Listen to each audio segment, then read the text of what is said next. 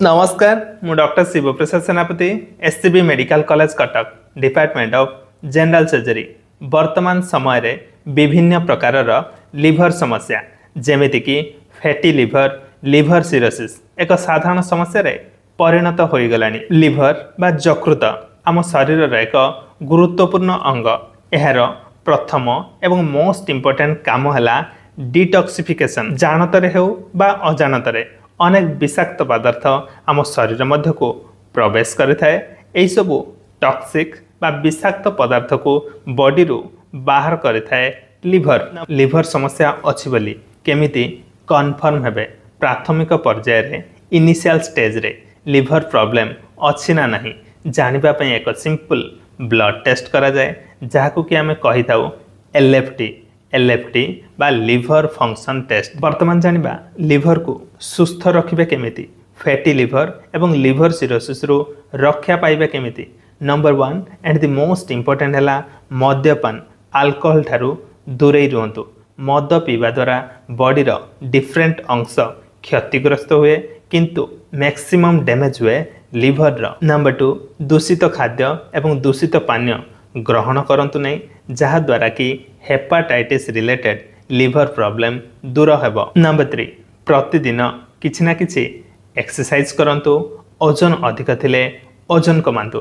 आपण जदि केबे पेटर अल्ट्रासाउंड करथिबे बेले बेले आस्थाए ग्रेड 1 फैटी लिवर।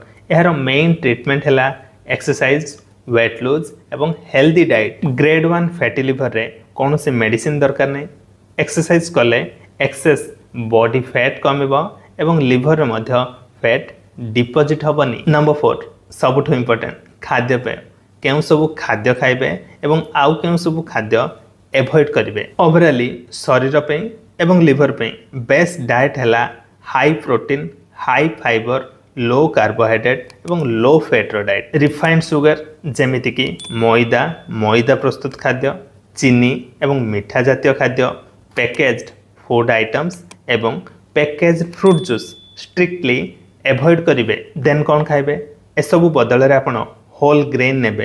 गहम प्रस्तुत अटा, जौ, बाजरा, रागी, मांडिया एसबु खाद्य रे इंक्लूड करिवे। बेस्ट हैला ब्राउन राइस एवं ओट्स मिल। नंबर 3 लिवर रोगी माने साधारणतः वीक थांती तेणु अधिक प्रोटीन युक्त खाद्य खाइबे जेमिति कि सोयाबीन, अंडार धला अंश, अधिक परिमाण डाली जातीय खाद्य जेमिति कि राजमा, बुट, छोले, डिफरेंट टाइप रो डाली, मुग डाली, हरड़ डाली अधिक खाइबे। नंबर 4 जलखिया रे आपण गजा मुग, गजा बुट, नाली चणार सिझा, छोले सिझा इत्यादि खाई परिबे।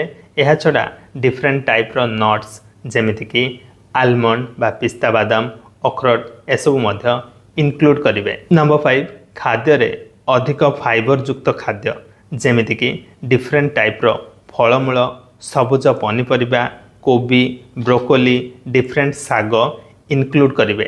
एसबुर आपनको गुड अमाउंट रो एंटीऑक्सीडेंट मिलिबो जहाँकि नेचुरल उपाय रे लिवर डिटॉक्सिफिकेशन रे हेल्प करे। फ्री रेडिकल डैमेज रु लिवर को रक्षा करे। नंबर 6 खाद्य रे लूणर परिमाण कमेबे कहीं ना लिवर रोगी शरीर रे पेटरे, पादरे, मुहरे पानी जमा होकर रुहे। सल्ट इनटेक कमेवा द्वारा पानी जमा हबो मध्य किछि कांशरे कमी जिवो। नंबर 7 नमकीन आइटम्स जेमिति कि आचार, बड़ी, पांपड़, सुखुआ, मिक्सचर, चिप्स एसबु कम खाइबे। एसबु रे लूणर परिमाण अधिका थाए। नंबर 8 लिवर को सुस्थ रखिबा पई हळदी पानी किंबा हळदी क्षीरर भूमिका गुरुत्वपूर्ण।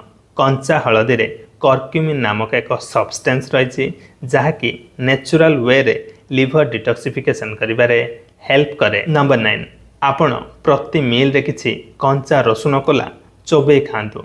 रसुण रे थिबा सल्फर कंटेंट लिवर को सुस्थ रखे। Number 10 apple, tomato, different type रो साइट्रस फ्रूट्स जेमिति कि लेंबू, कमला इत्यादि खाद्य रे शामिल करंतु।